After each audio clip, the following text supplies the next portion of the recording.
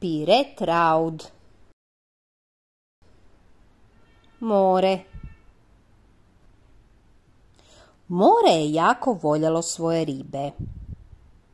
Dobro se brinulo za njih. Hranilo ih je i kupalo. Vodilo ih u šetnju parkom. I čitalo im priče za laku noć. Ponekad bi more postalo umorno i tužno. Kao, na primjer, onda kad je htjelo u miru razmišljati.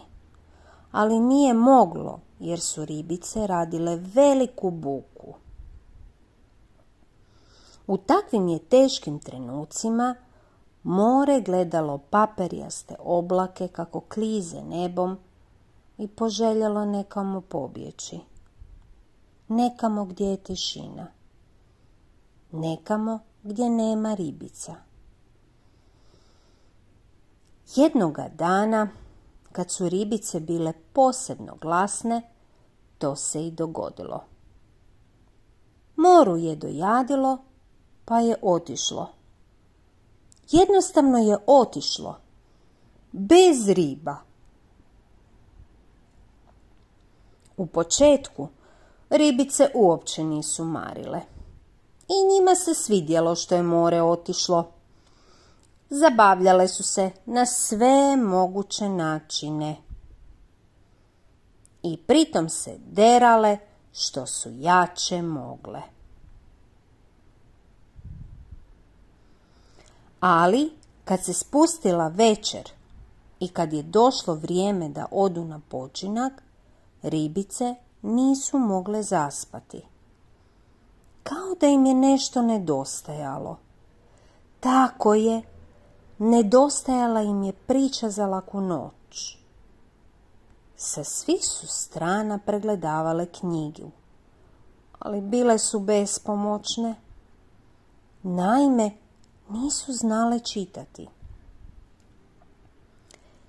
Veliki gladni mačak primijetio je da su ribice zabrinute. Mogu li vam nekako pomoći? Upitao je. Možeš, rekle su ribice. Molimo te, čitaj nam.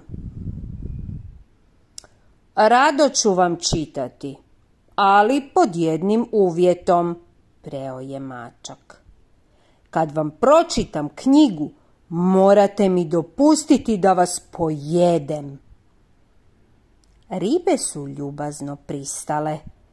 Tako su silno željele slušati bajku. Šašave ribe. Veliki gladni mačak uzeo je knjigu i počeo čitati. Bila je to krasna priča, stvarno krasna. Riblja srca ispunila su se čežnjom i nježnošću. Najednom su se sjetile mora i svih onih lijepih trenutaka koje su provele s njim. Drago more, gdje si? Kad ćeš se vratiti? Ribice su briznule u plać. Ogromne suze tekle su im iz očiju i niz obraze kapale na tlo.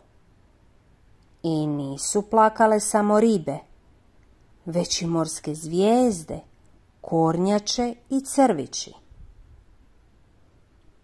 Suzama nije bilo kraja.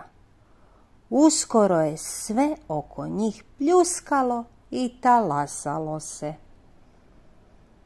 Veliki gladni mačak pobjegao je glavom bez obzira, ne pročitavši knjigu do kraja.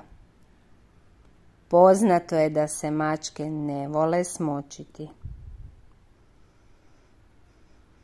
U tom su trenutku ribice primijetile kako se oko njih, zahvaljujući suzama, opet stvorilo more.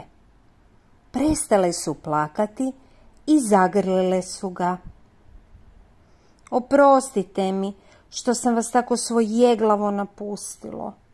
Šumorilo je more i pročitalo priču do kraja. Sljedećeg dana more je sve svoje ribe naučilo čitati. Kad sljedeći put nekamo odem, reklo im je, snaći ćete se i same. I još je dugo govorilo o tome kako je korisno i lijepo biti školovana riba.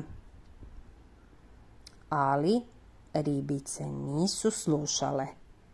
Knjiga je bila tako napeta.